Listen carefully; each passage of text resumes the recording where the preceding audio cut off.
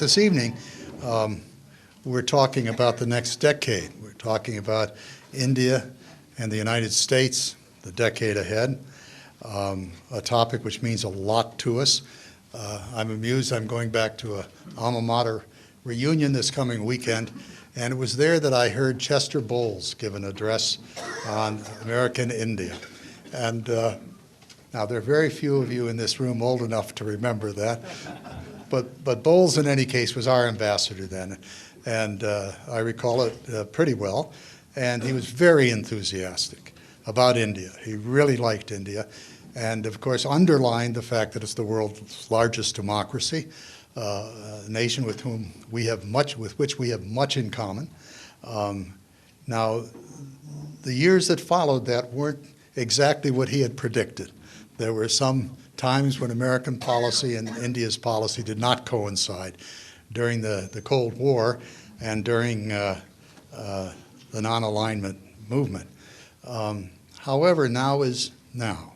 And the American government clearly at this point is very eager to have a strong and healthy relationship with India. We have shared interests in that part of the world, and India is truly a rising power with things from which they can benefit here in the United States. And so there is that nice prospect, and we're absolutely delighted to have the ambassador here this evening to speak with us about that topic. The ambassador is a product of Delhi University. He got his master's degree there as well, taught there for 2 years before entering the Foreign Service. And his early postings were to Moscow, to Ethiopia, and to Tokyo. And going back in that early career to Delhi, he was head, I believe, of the Foreign Minister's External Affairs Office and the Secretary's Office as well, and was later posted to the UN here in New York, and then returned and had assignments which again touched upon the divisions of our departments, in our terms, of Pakistan and Afghanistan and Iran. In the earlier time when he had come back, of course, Pakistan was included in the divisions in which he worked. The last third of his career, if you will, is a reward for all the wonderful things he did earlier. He was the ambassador of India to Israel, and then for 5 years was deputy chief of mission here in the United States, then served as ambassador to France, and following that has now become the ambassador of India to the United States. It's an enormous pleasure for me to present to you the ambassador of India to the United States, the Honorable Kumar Singh.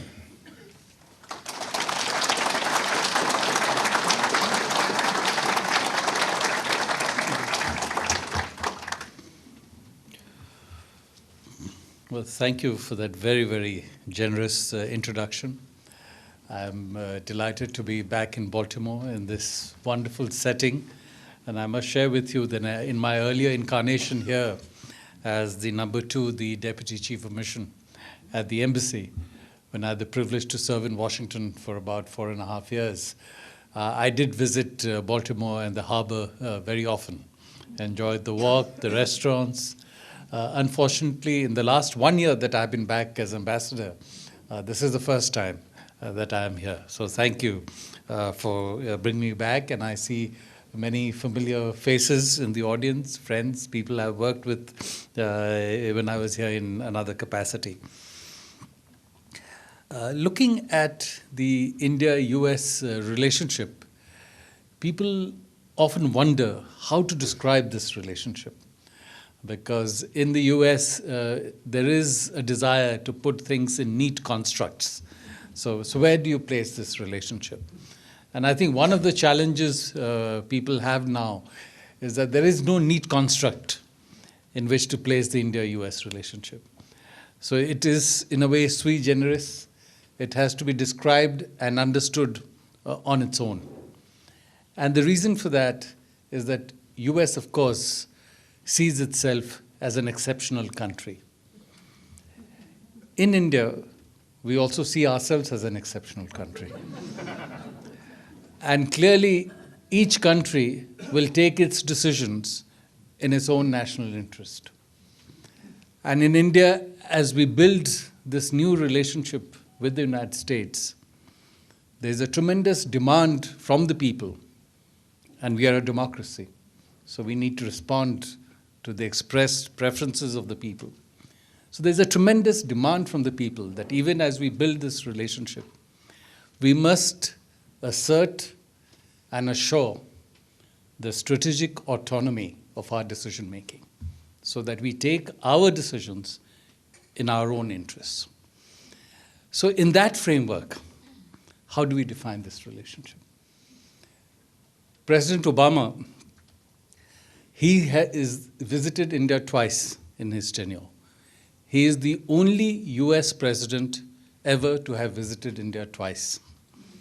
And he also visited India in January last year at our National Day, the Republic Day of India, the day we gave to ourselves our Constitution. But he's the first US president ever to have visited India on our Republic Day, which would be at one level surprising, that US is the world's oldest democracy. We are the world's largest democracy.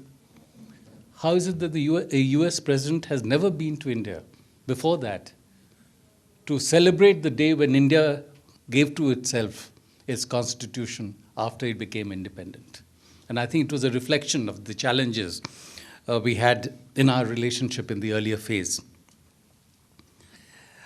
But when President Obama went to India, he said that the India-US relationship would be a defining partnership of the 21st century. He also expressed support for India's permanent membership of the UN Security Council. Two of our prime ministers have said that our relationship is one of natural allies. At the same time, we assert that we don't want to be anybody's ally, and we are not looking for military alliances, but there's so much convergence in our interests that we are almost like natural allies. Recently, I recall that the US Defense Secretary had visited India for a very productive visit focusing on defense cooperation, and we worked out many areas of agreement, even as we sought to identify and assert where we would each be looking after our own interests. And the media reports after the visit said, an extremely warm handshake, but not a warm embrace. So, yeah. Now, the President Obama's visit itself, and if we see it in the context, will also show for you how the relationship is evolving. Before President Obama's visit, President Bush had visited in 2006. Before that, President Clinton in 2000. And before that, President Carter in 1978. Now, just with these figures, you can see how the relationship is now evolving. And why is it evolving? I think if you look around the world today, the two countries where you have maximum degree of multiculturalism and pluralism, they are India and the United States. If I look at the population composition of India, we have about 800 million plus people who are Hindus. We have about 180 million Muslims in India. We are the second largest country in the world in terms of number of Muslims after Indonesia. Some say, well, only 2% of India's population is Christian. But 2% in India's context means 25 million people. Now, and it's larger than the Christian population of many countries who define themselves as Christian. It was just mentioned that I had earlier served as India's ambassador to Israel. And when I was in Israel, I interacted with about 80,000 Indian origin people of the Jewish faith who now live in Israel. And they used to tell us that India was among the few, if not the only country in the world where there was never anti-Semitism. Judaism has been in India for more than 2,000 years. One of the communities there identifies its presence from the time between the first temple and the second temple. And before 26 November 2008, a Jewish property was never attacked in India. And the first time it was done was on 26 November 2008 when the Chabad house in Mumbai was attacked. And it was attacked not by Indians, but by terrorists who came from outside India. And that has been our experience of living with different religions. So most of the major religions of the world, Buddhism, Jainism, Hinduism, Sikhism, emerged from India. Or Islam, Christianity, Judaism found a welcome home in India. Christianity came to India in the 1st century AD when St. Thomas came to India. And he was buried in one of our states. Islam came to India in the 7th century AD. So we have an experience, a practice of living in the midst of diversity. In fact, one of our prime ministers used to say that our differences do not divide us, they define us. And again, one of the things that not many people sort of note is that there are places where there have been debates on whether you should have 1 or 2 or 3 official languages. In India, we have 22 official languages. And there are a large number of other languages, dialects, because there are different regions of India where there is a flourishing literature in different languages. And that, again, asserts the diversity within which we live, we grow up, we experience life. And I think in today's context, when we see extremism, exclusion, violence, terrorism all around us and all over the world, this practice of inclusion, pluralism, is very relevant, not just for India, not just for the United States, but for the world. And that's why we believe that India's success, socially, economically, politically, is of course very important for the people of India, but it's also important for the United States and it's also important for the world. And it is in the framework of that that we work to build the relationship. Now, if we look at different elements of this relationship, one would clearly have to be the economic, the trade, the investment partnership. And I'm happy to share with all of you that over the past couple of decades, our relations have strengthened considerably. Over the last 5 years, our trade has increased. Over the last 15 years, our trade has increased 5 times and is now at a level of $120 billion. Of course, it's not huge from the US point of view, but for India, US is our largest trading partner. And the other important aspect of this trade relationship is that it's a broadly balanced trade relationship. US investments in India, which were about $8 billion in 2004, now stand at $28 billion. In the last 2 years, showing the new trends in India in the economic sphere, in the last 2 years, US equity investment in India has grown from $7 billion to $12 billion. We now have growing Indian investment in the United States. In the last 5 years, Indian companies have invested $15 billion in the US economy, creating 100,000 jobs directly and with a presence in more than 40 states. Going beyond the economic, trade, and investment partnership, we now have an increasing defense relationship. And I think increasing relationship in defense reflects the growing confidence that both countries have in this partnership. Over the last 5 years, we have contracted to buy $14 billion worth of defense supplies from the United States. You made a reference to Lockheed Martin, and from them we have bought C-130 aircraft. And I visited their plant in Georgia, where it is being made. We bought the C-17 aircraft, for example, from Boeing. And the largest number of C-17 aircraft outside the United States is now in India. And these were very useful to us when we responded to emergencies, to earthquake, to crisis situations in parts of the Middle East. From Yemen, for example, we used the C-130 and the C-17s to evacuate people in response to a crisis. And at the request of the US government, we also evacuated a certain number of US nationals, and that was part of the partnership that we had. But in defense, now we are going beyond just a buyer-seller relationship to a focus on defense technology partnership. Under the leadership of Secretary Carter, we have now a defense technology and trade initiative under which we have identified as a start 6 Pathfinder projects.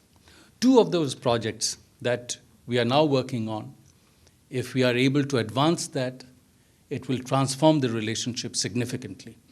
And they deal with aircraft carrier technology, the next generation, and jet engine technology.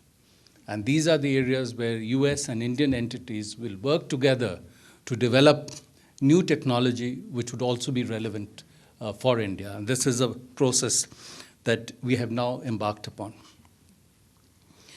At the end of this week, on Sunday, I will be going to Alaska, not for vacation, but a significant number of aircraft of the Indian Air Force have come there to participate in bilateral red flag Air Force exercises with the US Air Force.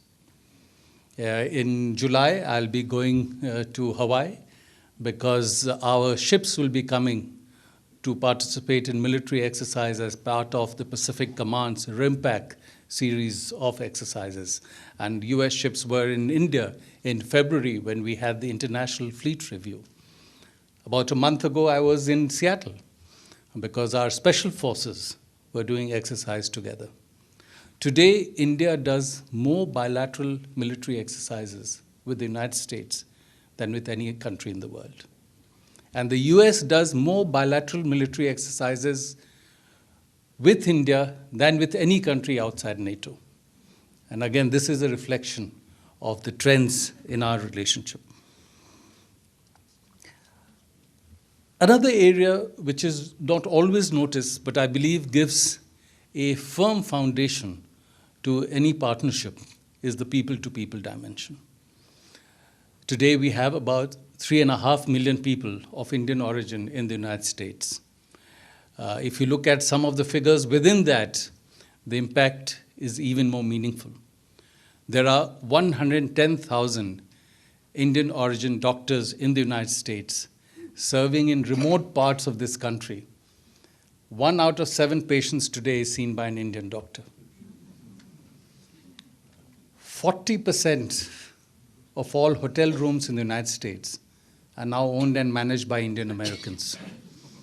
So when you're at a motel, it's probably owned and managed by an Indian American, and they are generating $13 billion of revenue and contributing significantly to taxes and Social Security. Again, it's a very important engagement with the US economic system.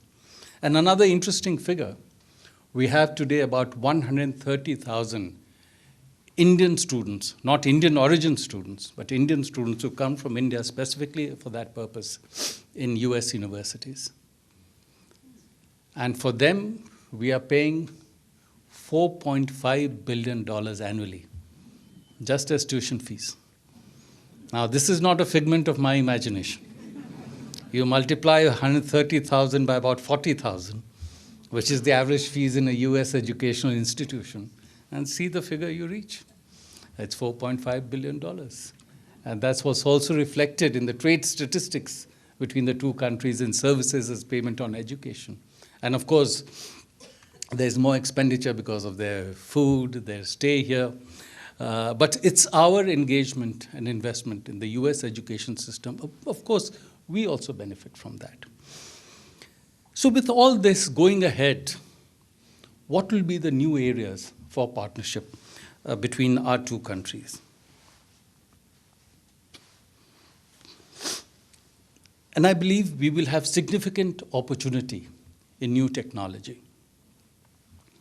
The Indian Prime Minister was here in September last year, and he visited the West Coast, Silicon Valley. And what we observed was that the US is, of course, the world leader in innovation in digital technology. But Indian companies, Indian origin tech entrepreneurs, Indian origin tech workers are an integral part of that global leadership that the US has in technology in this sector. And I'll give you just one example sort of to dramatize this phenomenon. We are putting a lot of emphasis in India today on digital technology. So we did an event where the Prime Minister of India spoke about the vision he had for digital infrastructure in India and use of digital technology for disruptive business models, so that we can use this technology to do things differently. Digital technology has disrupted transportation. Digital technology has disrupted hospitality industry. So how do we use that in India to meet our needs while economizing our resources? So before he laid out the vision, we had requested CEOs of 5 companies to come and talk about what they saw as trends in digital technology, what they were doing in India, the potential they saw for India-U.S. cooperation.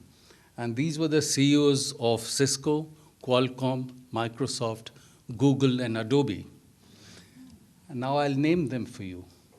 John Chambers, Paul Jacobs, Satya Nadella, Sundar Pichai, and Shantanu Narayan. And that captures for you the very, very intense work that Indian origin tech entrepreneurs, Indian engineers, and others are doing as a part of the US drive and technology in this sector. There is a lot of cost-effective R&D and innovation taking place in India. You may recall that in September 2014, a US space vehicle reached the Mars. Within a week of that, an Indian space vehicle reached the Mars. Of course, they tweeted to each other. But the interesting dimension was that I must admit that the US space vehicle had far greater capacity than the Indian space vehicle, but still, the Indian space vehicle at $65 million was 1/10 the cost of the US space vehicle, and it was less than the cost of production of a Hollywood movie dealing with space. So, CEOs of many companies, US companies, and earlier when I served in France, they used to tell me there, and in Israel, tell me that many of them are doing certain amount of niche R&D and development work in India with an eye not just on the Indian market, but to remain globally competitive. Some products they are developing in India, they are then marketing to Africa, to Latin America, to some parts of the US. They believe that some of those products could not have been developed in the US because in the US, the researchers, the developers are addressing different set of issues. For example, Cisco developed a router in India. And their CEO told me that in the US, the developers were looking at quality of the experience. And in India, they were looking at keeping the cost down to maximize the reach in terms of consumers. And so they developed something which was extremely low cost and which they could then take to other parts of the world. GE's developed an ultrasound diagnostic kit in India, which costs about $50 after that to do a test. And it's a mobile unit, so they take it from house to house because very often people don't have the capacity to come to hospitals. And again, they've used that to take it to other parts of the world. So this is just an example of how, given the different resource endowments, different income levels, enterprises are addressing scientific research and economic challenges in a different way, which will then enable them to develop products and take them to other market segments. In the last 2 years, $6 billion have flowed into startups in India. And several unicorns have emerged from India. Entities based in Silicon Valley in technology and finance are very much a part of this process. Two other areas I will mention where we believe there is potential. One is renewable energy. In India, we are now putting a lot of emphasis on renewable energy. We have not contributed to the problem of global warming, but we face the consequences of global warming. And therefore, going ahead, we want to do our development to the maximum extent possible using renewable energy. And the government has projected by 2022, we want to do 175 gigawatt of renewables. About a year ago, we had only 4 gigawatt of solar.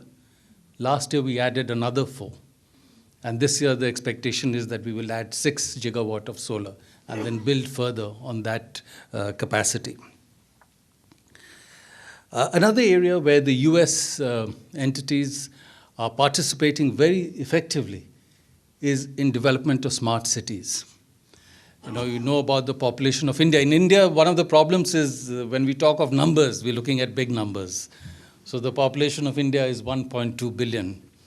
Today, we have about 350 million Indians living in urban areas.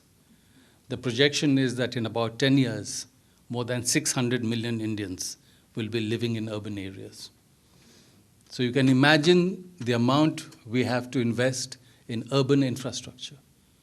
Roads, power, schools, hospitals. And we want to do this process through the development of smart cities, where we economize on the use of energy, wastewater recycling, more efficient transportation, more efficient communication. And we have started this process by identifying 100 smart cities. For 3 smart cities, we have selected US as a partner. And US entities and from the US government, the Trade Development Authority, USTDA, are already involved in this process to look at concepts, ideas, and actual projects through which smart cities can be developed in India. Therefore, to sum up, I would say that looking ahead, looking to the next decade, we find growing convergence in our interests, economic interests, security interests, and growing desire on the part of the two governments and the people to work with each other. And the economic situation will provide us tremendous opportunity to enhance this partnership. So it is in that framework that we are working together, and I'd be happy to take any questions to elaborate further. Thank you.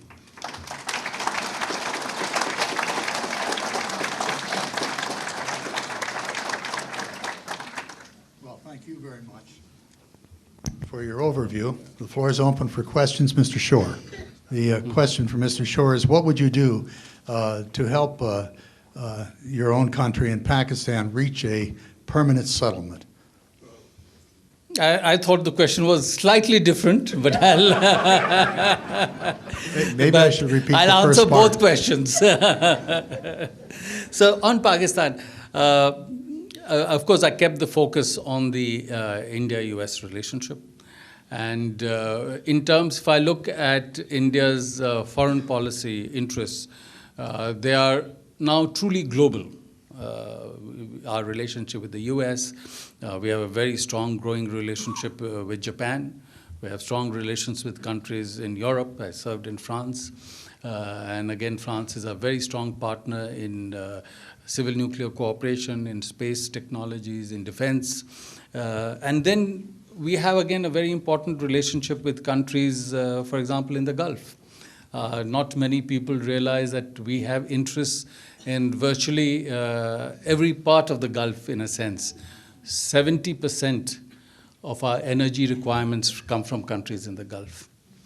We have about 8 million Indians living and working in the Gulf, repatriating about $40 billion annually to India.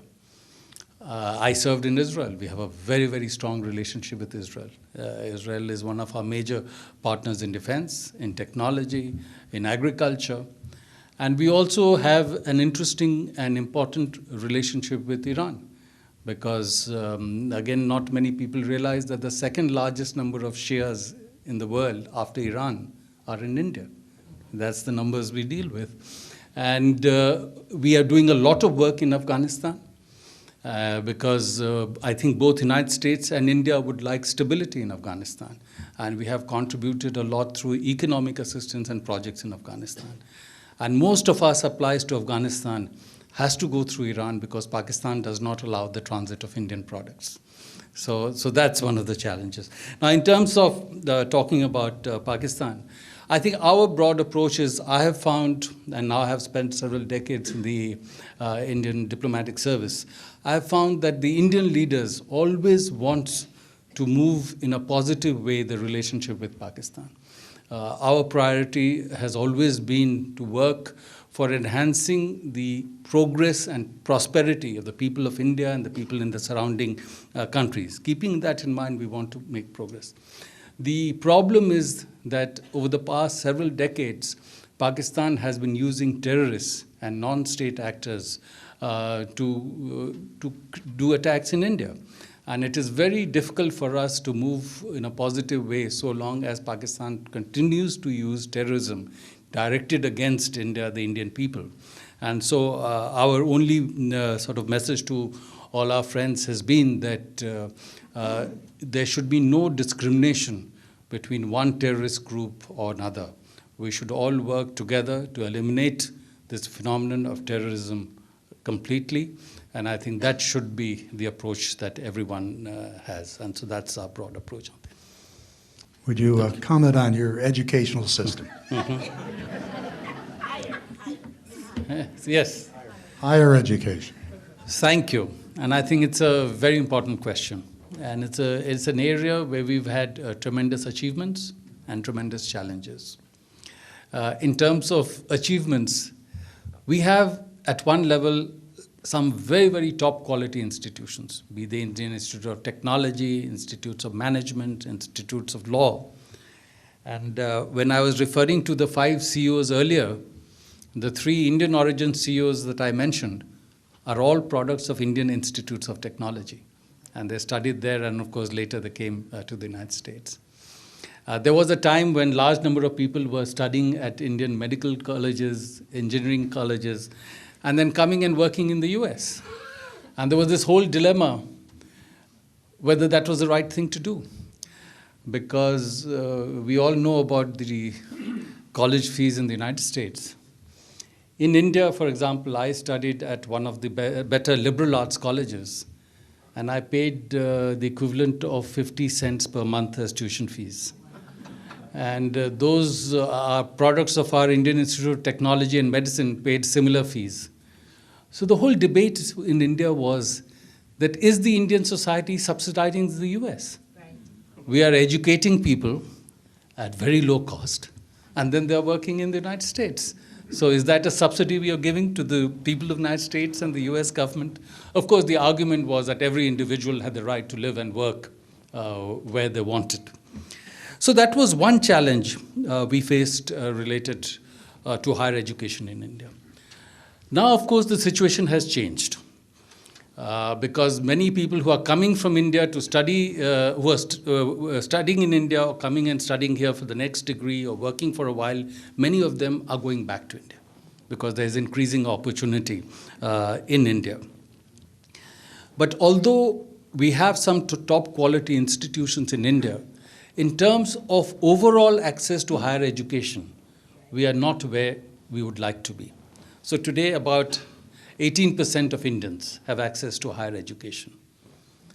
The government wants to take that figure to 30% in a short time frame, which means we will need to build large number of new universities, colleges, collaborations with institutions, training of faculty, collaboration in terms of curricular development. So these are all areas that are being worked upon on a step-by-step basis. Now, We have a program of diversity, but the diversity in Indian context has to be looked at differently. Because in a sense, all societies have discrimination of one kind or the other. And in India, the discrimination has been seen to be as what is described as a caste-based discrimination.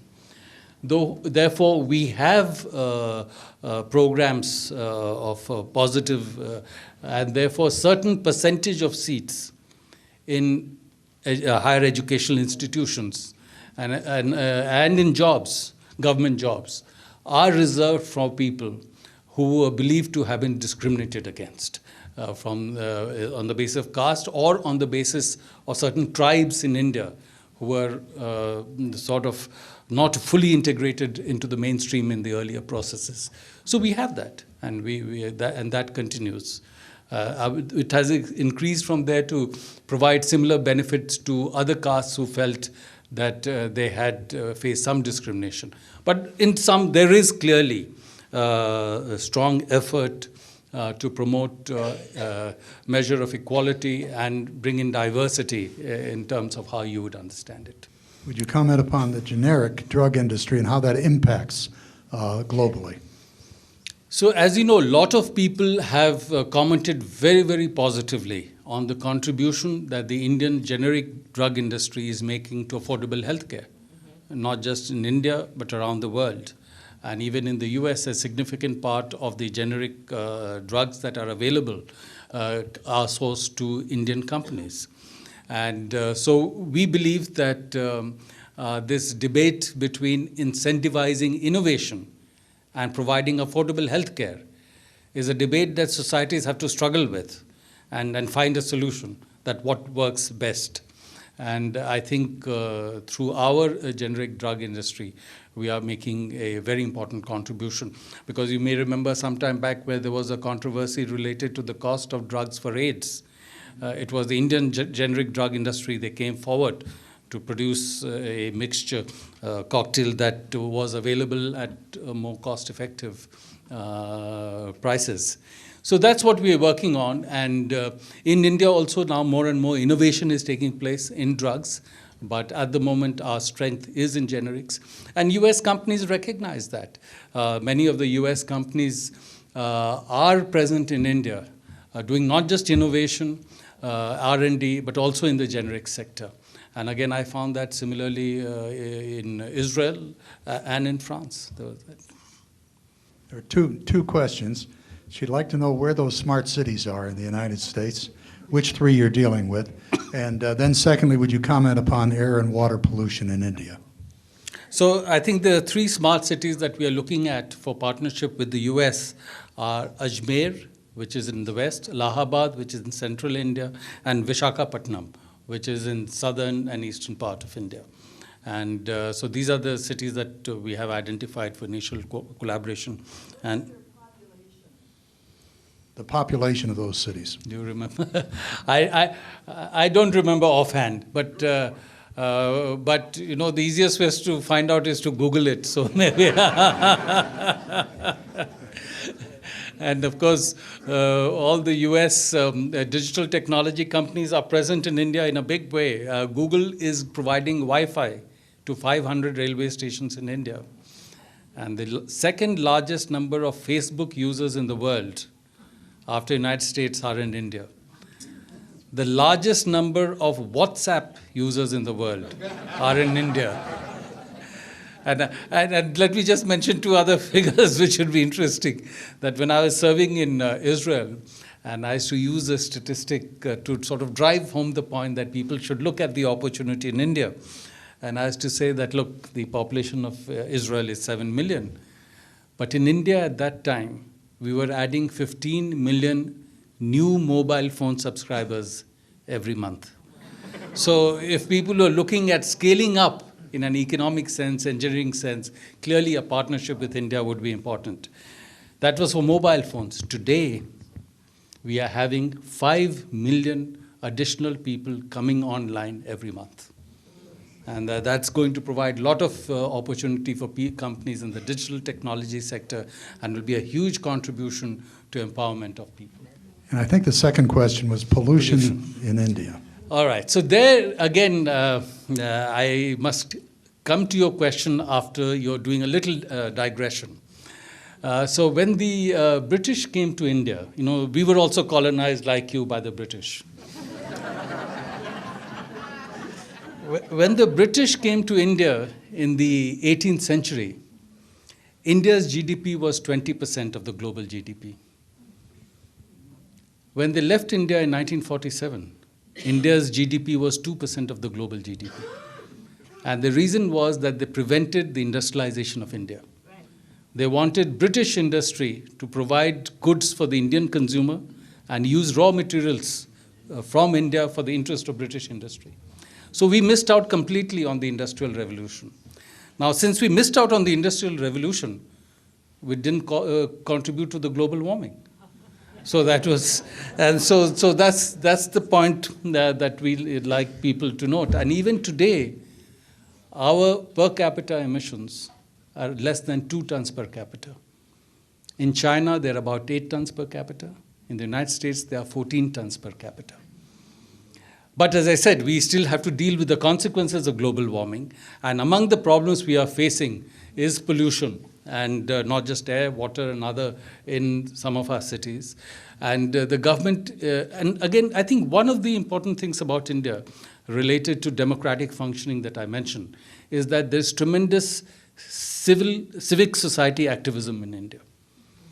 And therefore, people in India, the civil society has been demanding action from the government, and governments have been responding to that.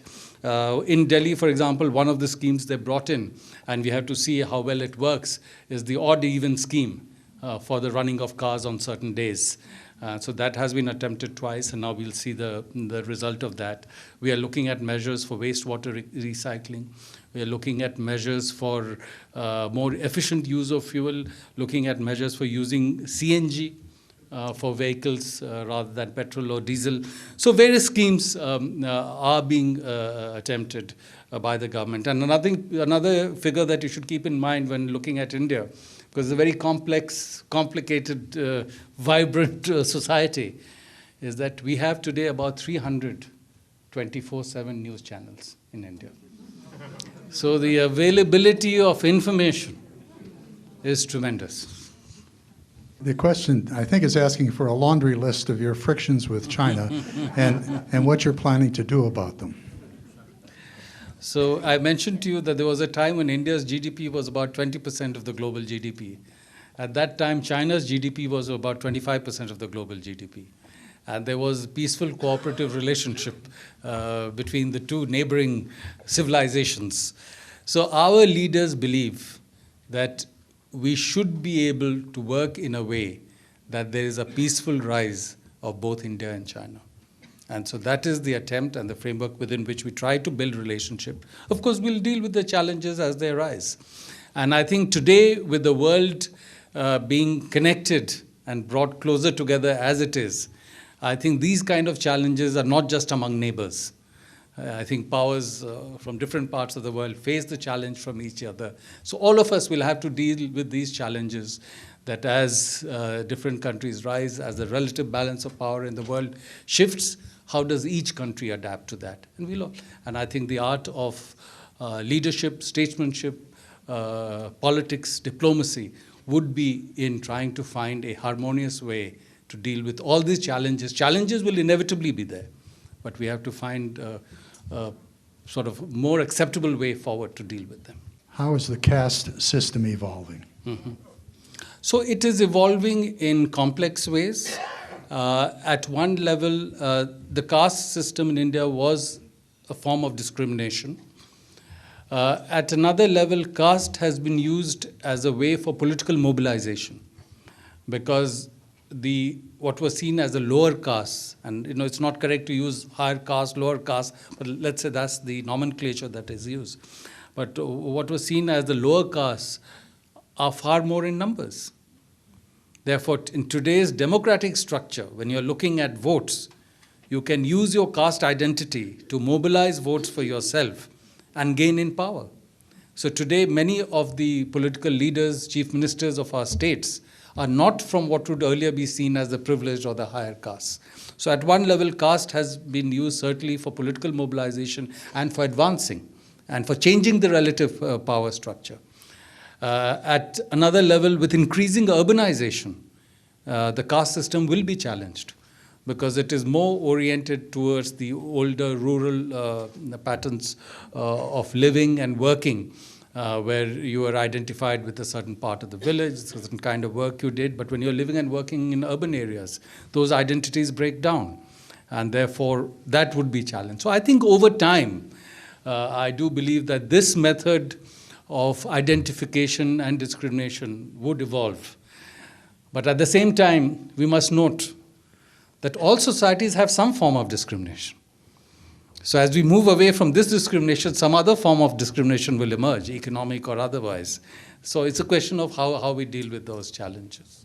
Two questions. Is there a problem in your use of anti-Semitism, since you have many Semites, the Muslims, in your society? And the second thing is, why aren't more Indians joining Lane Burke's activist programs?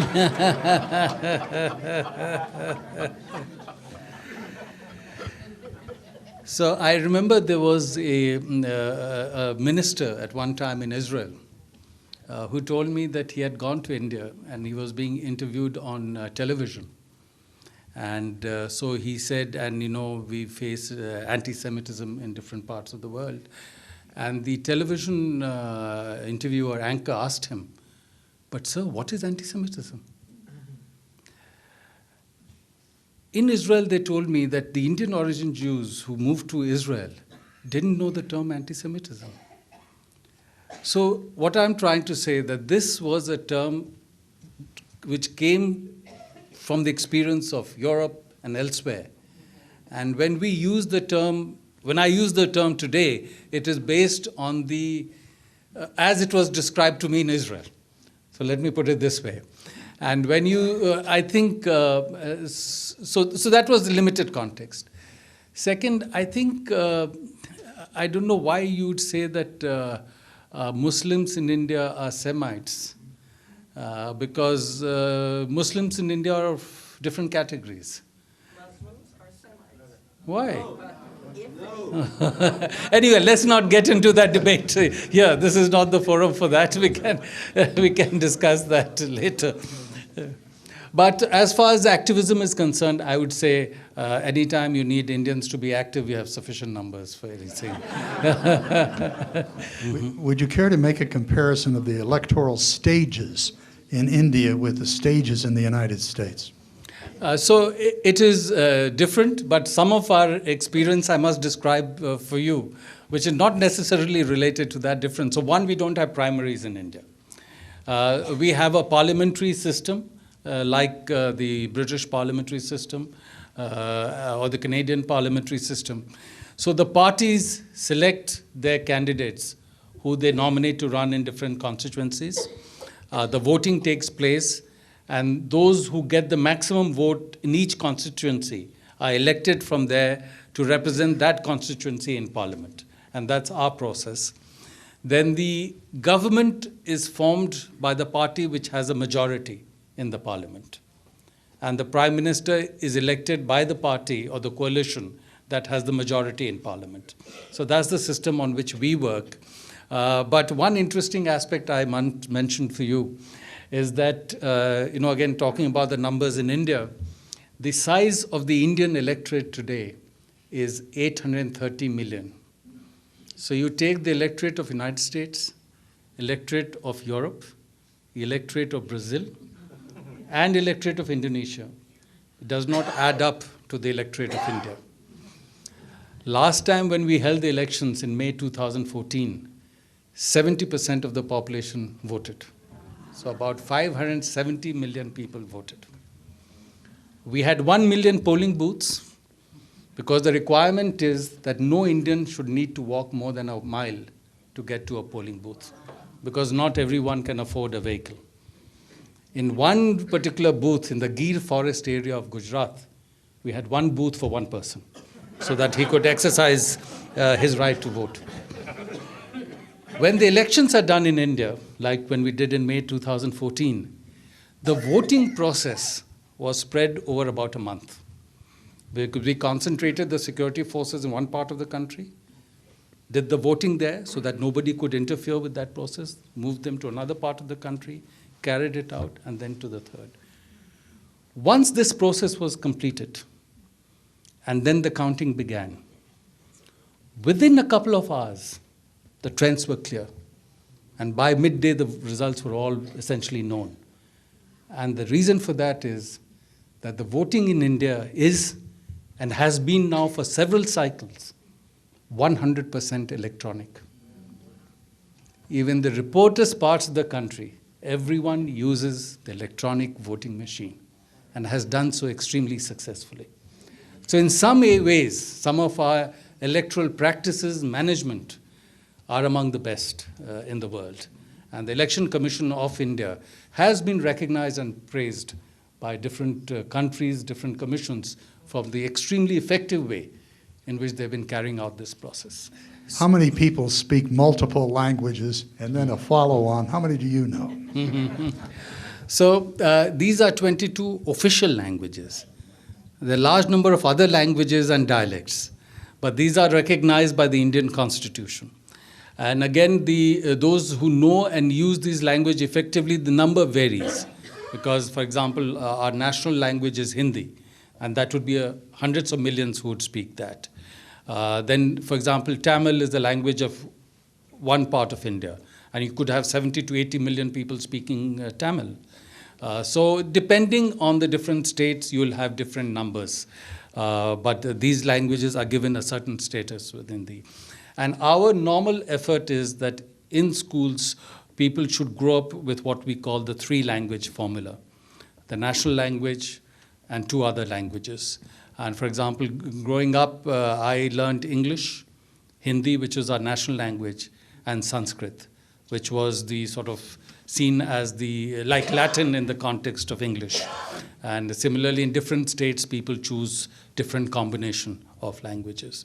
So you start with that, and then, of course, you try and learn what you can later in life. How much birth control is used? Doesn't sound like very much. No, actually, things have changed. There was a time... birth control was the question. So I think so that issue is not being raised anymore at all, because there was a time when the rate of growth of India's population was seen as very high. And there are all kinds of explanation for that healthcare improved, but other aspects didn't, and therefore the death rate came down, birth rate remained high, population expansion took place. But today, our rate of growth of population is only 1.6%, which is seen as a normal, sustainable rate of growth of population. And therefore, the kind of problem that many societies face in terms of an aging society, or China is facing because of the one-child policy, is not what we are facing in India. And the bulk of the population in India, looking 5 or 6 decades down the line, will remain in the working age bracket. So our general encouragement that the government does is to have 2 children per family. But it is more on the basis of encouragement. It's a democratic structure of society, and we cannot compel people to make these choices. But the general encouragement is to have 2 children per family, and that is increasingly becoming the norm. Would you comment on counterterrorism efforts? Yes, I think it's certainly a very important part of the effort that we make. I recall some years back, President Bush was standing next to our Prime Minister, and he said that he's standing next to the Prime Minister of a country with 180 million Muslims, and not a single Indian Muslim was a member of the Al-Qaeda. And even today, when large parts of the world are facing the challenge related to ISIS, the number of Indians who have been involved with that is very, very small, 30 or 40. So we believe that we need to deal with this challenge through education, better awareness and sensitivity within families, better awareness and spread of correct information through the media, and that's clearly an effort we are making. Our challenge has been not homegrown terrorism, which is the problem in many other countries. Our challenge has been terrorists trained outside and then sent to carry out attacks in India, which we are addressing in a different way. Is there any carryover in Indian public opinion from the period of time when indeed the two nations were not seeing eye to eye? So, I think there's always been a lot of goodwill in India for the United States. People in India have admired the United States for its achievements, successes, scientific achievements, economic achievements, and therefore for people in India, for businesses in India, for students in India, US has always been part of the aspiration for engagement. Also, at a time when we were still a colony, the US had pressed hard for India to be given independence. And US had worked with the British that you must try to give India independence at an earlier date. And the British, of course, had resisted that. But people in India had noted that and are aware of that. And so that's why when we started working on our constitution, and as you know, the UK does not have a written constitution. Therefore, one of the constitutions we looked at very closely is the American Constitution. And then, of course, we adapted it to our own requirement. The challenge came after independence, when the US took certain decisions which we believe did not work in our interest. And therefore, post-1990, of course, is the relationship that we've been talking about.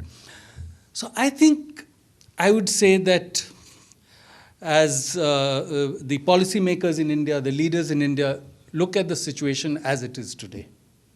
What are the driving forces today? What are the compelling circumstances today? What are the motivating factors today? And we move based on that, not based on what happened in the past. But as we move based on that, we need to understand and factor in that the US will take its decisions in its own interest, not in our interest. And we will take the decisions in our interest. And therefore, we have to see that when the US takes the decisions in its own interest, where does it converge with our interest? And work to maximize that. So I think a better understanding of US compulsions, US interests, and greater effort to enhance convergence of the interests is the best way forward, and not looking at what happened in the past.